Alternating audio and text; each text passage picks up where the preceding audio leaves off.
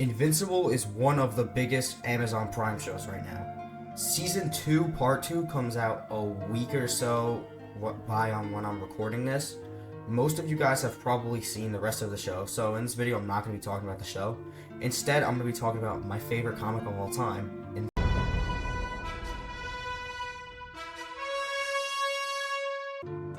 Invincible is a 144 issue comic run written by Robert Kirkman. Majority is drawn by Cory Walker, but the beginning and end is drawn by Ryan Ottley. Like I said, Invincible is my favorite comic book of all time. Another one of my favorite comic book characters of all time is Spider-Man. I'm sure you guys have seen his most recent comic run.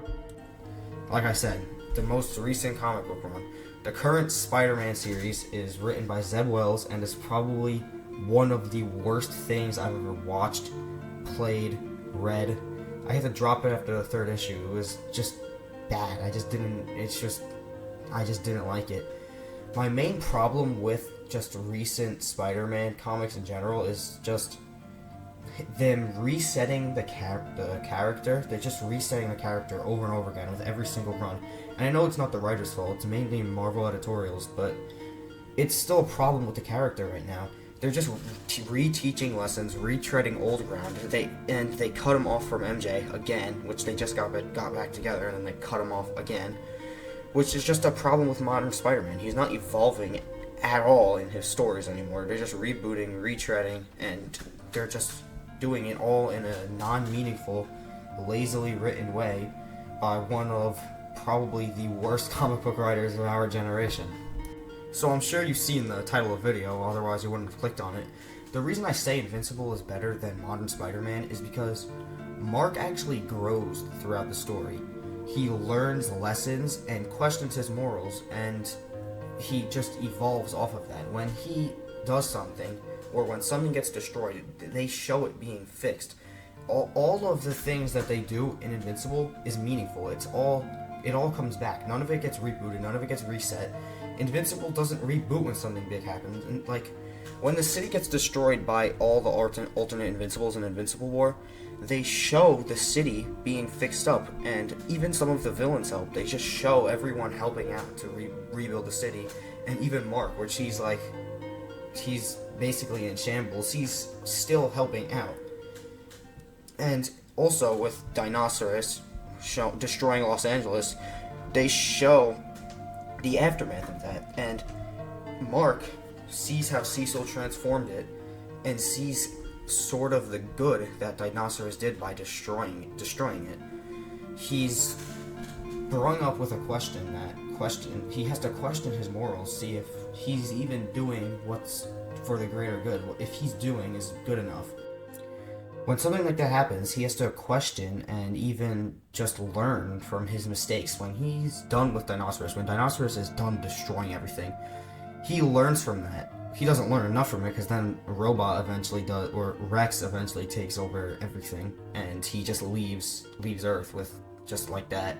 But when consequences happen, like, they deal with it. And even if, like, there is a situation where no consequences happen, like when Oliver dies in Viltrumite War, it still helps benefit later stories going on, because without Oliver, the whole finale basically wouldn't have happened, or like one of the big impacts of the finale wouldn't have happened.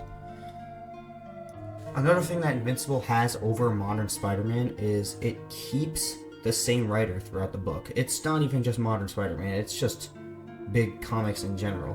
When comics are made by the big companies, DC or Marvel, they just go on forever. They have infinite amount of writers. They do constant reboots and resets. Most of the characters have no end. Sometimes they do, such as the original or 1960s Batman, I believe. He did have an actual end. But even then, that's just a separate version of the same character that already exists. We're not getting an end for Bruce Wayne any soon, and sometimes it's not even useful. And yeah, sometimes just the infinitely going comic books does help breed new, fresh, amazing, good stories. But most of the time, we just end up in the Spider-Man situation where no one likes his comics. They're just selling well because he's still Spider-Man. But he keeps going through the same arcs, and once he actually develops or has a meaningful development, they just reset or reboot or just give the comic to a different writer, and they just mess all of that development up. When a big event happens, most of the time they'll just, oh yeah, we'll just do a new Crisis on Infinite Earths, we'll just reset the universe again. Once that happens in Invincible, they have to live with that. They learn to live with those consequences. I made this video mainly just to talk about Invincible and explain why it's so good. The second reason I made this is just a way to convince people to step out of their media comfort zone, I guess. A lot of people, like for example, a lot of people saying that gaming is dead right now.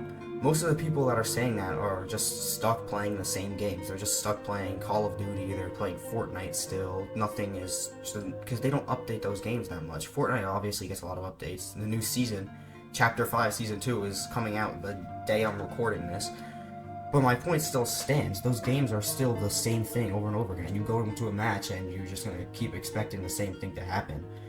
Most of the people that say games are dead are they're not playing anything else. The same thing happens with superheroes. An example right now is superhero fatigue. Superhero fatigue I don't think is a thing. The real problem is the oversaturation of just a lot of bad or subpar superhero media, like a lot of the Disney Plus Marvel shows right now.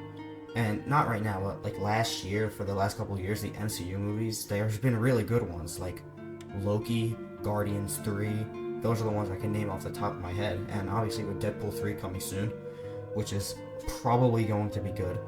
But like I said, it's just mainly due to an oversaturation of bad media. When something different, or even just not even that different, just something good comes out, when something like Invincible, The Boys, the Spider-Verse movies comes out, even Loki or Guardians of the Galaxy, they often get praised because they're good. There's something good in a market full of oversaturated, bad, meaningless media. Kevin Feige is just not doing a good job right now. And I think the DCU might be able to fix that because James Gunn seems to care a lot about what he does. And every single James Gunn superhero movie, whether that be The Suicide Squad or Guardians, Peacemaker even, it's all good. It's all really well written. All the characters are amazing in all of those media. And usually they get praised because they're genuinely good products in a bad market. Thank you for watching. Please like and subscribe. Leave a suggestion of something I could do better. And bye for now.